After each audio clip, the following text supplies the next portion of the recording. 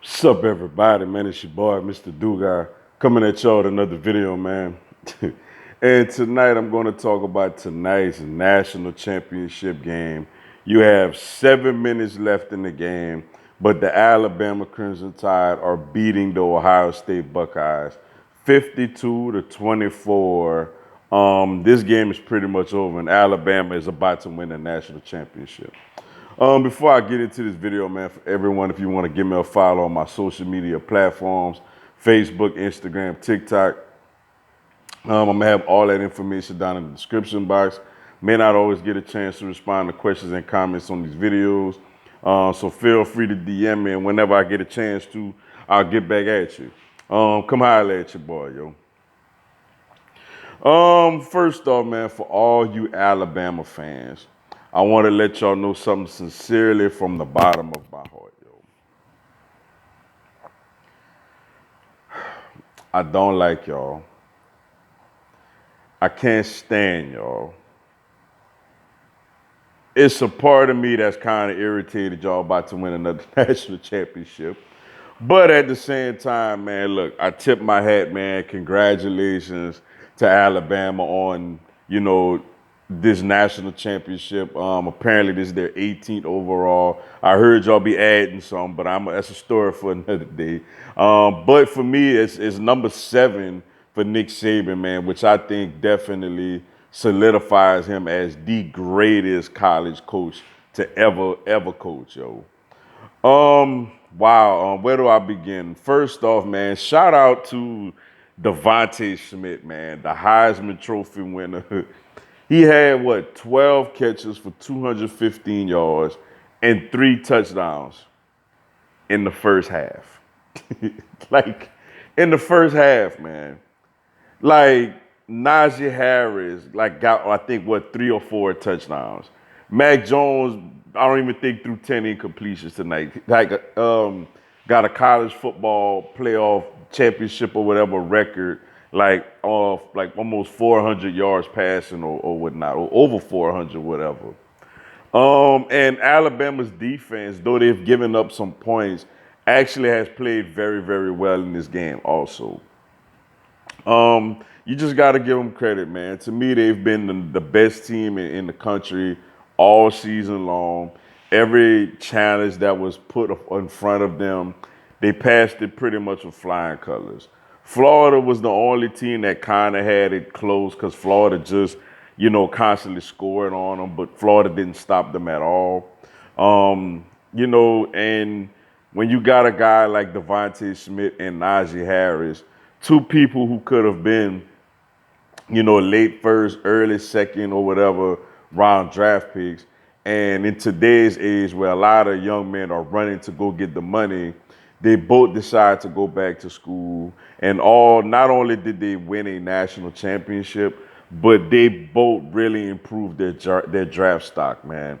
Devontae Smith, is going to probably be the first receiver, if not the first, then the second receiver taken off the board in the draft. Najee Harris, to me, is going to be the first running back, taken off the board. And Mac Jones has turned himself into, a mid to late first round draft pick, man.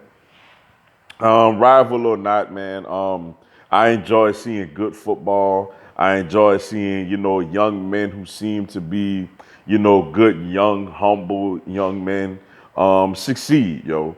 So shout out to them, man. And Devontae Smith, yo, what a performance. It looked like he might have broke a finger or something. Did not really play hardly at all in the second half. And this game, it was so funny. you know, Ohio State for a little while looked like they had some life. They were down 14. Alabama got the ball, and it looked like, which it turned out to be, that Devontae Smith wasn't coming back in this game, and yet the lead just grew larger, which lets you know that not only this team is resilient, this team is not just one man, but an entire team. But the coaching staff, has done a tremendous job.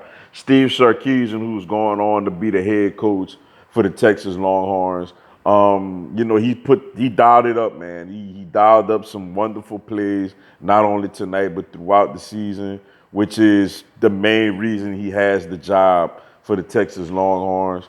Um, their offensive line, man. I mean, that's another luxury too. When you can pretty much call almost any play you want to call, because 90%, 90 to 95% of the time, you're going to have the protection and the line is going to hold up, even if you want to take a play where you go deep, deep, deep down the field. Jalen Waddle, man, another guy who, injured, clearly is not 100% at all, if he's even 60%. Hasn't played, basically since the Tennessee game. But, it just goes to show you how this team was together. He decides, you know what, though I could re-injure this thing probably worse, though I'm hurting, I want to go out there with my teammates, with my brothers, and even if it's just on a limited snap count, I want to go out there and I want to contribute and I want to be on that field with them. I'm not worried about my draft stock. None of these guys worried about their draft stock on this team, man.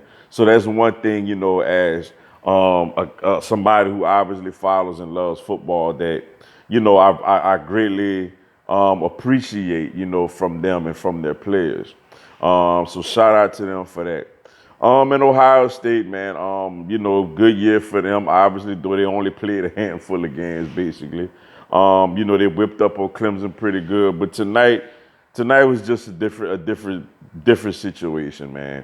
They just went up against a juggernaut offensively and a team that defensively has been getting better, with the exception of the Florida game, has been getting better and better as the season has progressed. Um, Justin Fields, you got to tip your hat to him, man. Give him a lot of credit. He's out there not 100% neither. And he's gutting it out for his team and going out there making plays. And he wasn't always consistent tonight, but he made some plays and played solid. A big blow to them. Trey Sermon, man, hurts his shoulder, like basically on his first carry of the game. That kind of took the running game out of the equation. But defensively, man, they just had absolutely no answers for Alabama. Like, what's so crazy is that even when you cut the lead to 14 and there's no Devontae Smith out there, you still can't stop them. Like, that just goes to show you that they was just overwhelmed, man, with the talent and the coaching that Alabama presented them tonight. And they was just not ready, for this task. Um, to me, where the game pretty much ended was when it was 21-14. They had a 3rd and 11. They threw it to the tight end, but Battle like hit the tight end, got called for targeting, got kicked out of the game, and then the next play, Fields had his receiver wide open in the end zone and overthrew him. And on that drive, they had to settle for a field goal. And to me, I was like, they lost the game. Like, at that moment, I'm like, they lost, because their only chance to me was to probably get a lucky turnover or two, but to keep constantly scoring on them. And when they had to settle for field goals or had to punt the ball, it just wasn't good. It pretty much was all she wrote, man. But for Fields, wasn't a great night, man. But good luck to him going forward. I think he's going to go to the NFL draft, be a top 5, top 10 pick. So shout out to him for that. They got a lot of young receivers coming back next year. That's going to have a lot of significant experience and ready to roll with whoever the next quarterback is going to be at Ohio State. But I mean, as an LSU fan, obviously we hate to say it, but man, Alabama was just, like I said, head and shoulders the best team in the country all year long, man. Their offense was explosive. Devontae Smith was the best player in college football this year. Nick Saban is the greatest college football coach ever, of all time. You just got to give it to them, man. You got to give it to them. Shout out to them. Congratulations on another national championship. And hopefully next season, man, my LSU Tigers will be really back in this thing competing, man. But in the meantime, I'll worry about that later. I got to tip my hat to Alabama, man. You 2020, 2021 national champs, yo. But with that being said, man, that's all I got for y'all tonight. Appreciate y'all checking out the video. Hit the like button for your boy. Give me a subscribe, man. I'm gonna have LSU and NCAA content throughout the year.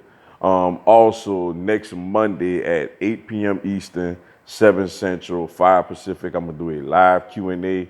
Y'all come on there, ask me anything, tell me anything. I answer your questions, respond to your comments, and give you a shout out on the live, yo. Y'all should join me. It'll be some good stuff. Until then, yo, y'all have a blessed one. Go Tigers.